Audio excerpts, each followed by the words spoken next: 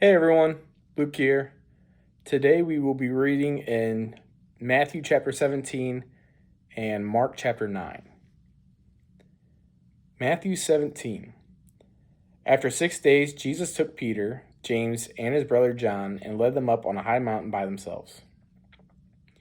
He was transfigured in front of them, and his face shone like the sun. His clothes became as white as the light. Suddenly Moses and Elijah appeared to them, talking with them. Then Peter said to Jesus, "Lord, it's good for us to be here. If you want, I will set up 3 shelters here, one for you, one for Moses, and one for Elijah." While he was still speaking, suddenly a bright cloud covered them, and a voice from the cloud said, "This is my beloved Son, with whom I am well pleased. Listen to him."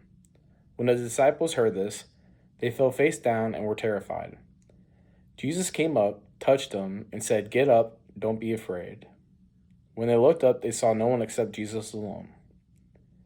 As they were coming down the mountain, Jesus commanded them, "Don't tell anyone about the vision until the Son of Man is raised from the dead." So the disciples asked him, "Why then do the scribes say that Elijah must come first?"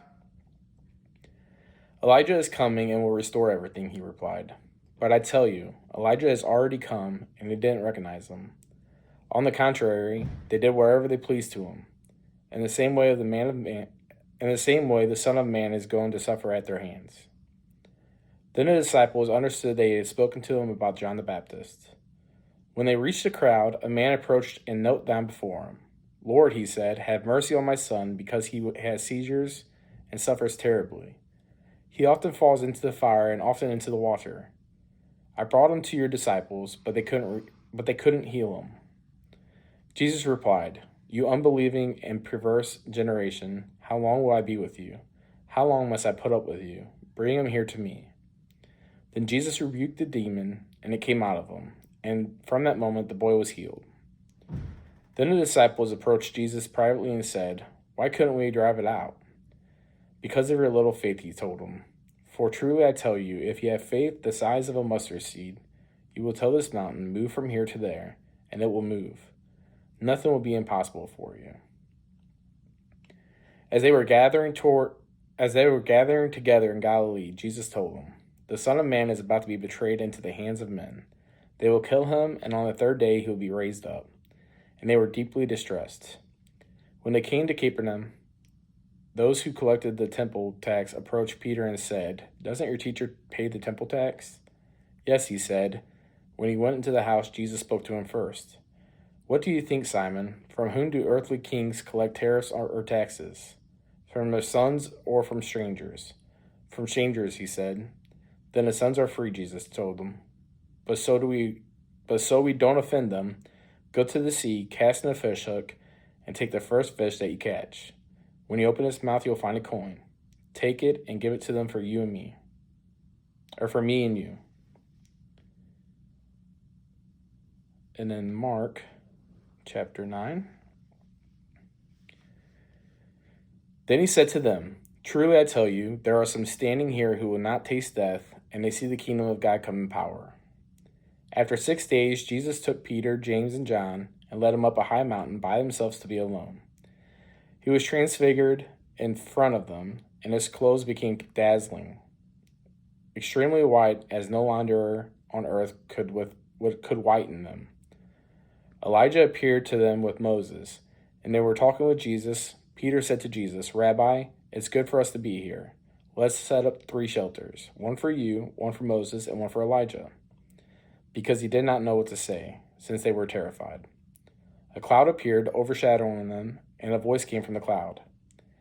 "This is my beloved Son, listen to him." Suddenly looking around, they no longer saw anyone with them except Jesus. As they were coming down the mountain, he ordered them to tell no one what they had seen until the Son of Man had risen from the dead. They kept this word to themselves, questioning what rising from the dead meant. Then they asked him, "Why do the scribes say that Elijah must come first?" "Elijah does come first and restores all things," he replied. "Why then is it written that the Son of Man must suffer many things and be treated with contempt? But I tell you that Elijah has come, and they did whatever they pleased to him, just as it is written about him." When they came to the disciples, they saw a large crowd around them, and scribes disputing with them. When the whole crowd saw him, they were amazed and ran in to greet him. He asked them, "What are you arguing with them about?" Someone from the crowd answered him, "Teacher, I brought my son to you. He has a spirit that makes him unable to speak. Whenever it seizes him, it throws him down, and he foams at the mouth, grinds his teeth, and becomes rigid. I asked your disciples to drive it out, but they couldn't." He replied to them, "You unbelieving generation, how long will I be with you? How long must I put up with you? Bring him to me." So they brought the boy to him. When the spirit saw him, it immediately threw the boy into convulsions. He fell on the ground and rolled around, foaming at the mouth. "How long has this been happening to him?" Jesus asked the father. From childhood, he said, and many times it has thrown him into fire or water to destroy him. But if you can do anything, have compassion on us and help us." Jesus said to him, "If you can, everything is possible for the one who believes." Immediately the father of the boy cried out, "I do believe. Help my unbelief." When Jesus saw that a crowd was quickly gathering, he rebuked the unclean spirit, saying to it, "You mute and deaf spirit, I command you, come out of him and never enter him again." Then it came out, shrinking and throwing him into terrible convulsions. The boy became like a corpse, so that many said, "He's dead." But Jesus, taking him by the hand, raised him, and he stood up. After he had gone into the house, his disciples asked him privately, "Why couldn't we drive it out?" And he told them, This kind can come out by nothing but prayer." Then they left that place and made their way through Galilee, but he did not want anyone to know it, for he was teaching his disciples and telling them, "The Son of Man is going to be betrayed into the hands of men. They will kill him, and after he is killed, he will rise 3 days later." But they did not understand this statement, and they were afraid to ask him. They came to Capernaum. When he was in the house, he asked them, "What were you arguing about on the way?" But they were silent, because on the way they had been arguing with one another about who was the greatest. Sitting down, he called the 12 and said to them, "If anyone wants to be first, he must be last and servant of all." He took a child, had him stand among them, and taking him in his arm, he said to them, "Whoever welcomes one little child such as this in my name welcomes me. And whoever welcomes me does not welcome me, but him who sent me." John said to him, "Teacher, we saw someone driving out demons in your name, and we tried to stop him because he wasn't following us." Jesus replied, "Don't stop him, because there is no one who will perform a miracle in my name who can soon afterwards speak evil of me.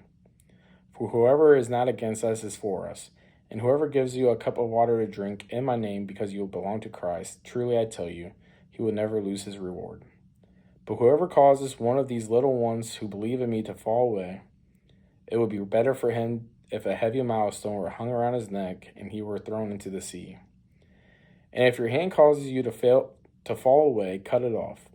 It is better for you to enter life maimed than to have 2 hands and go to hell, the unquenchable fire.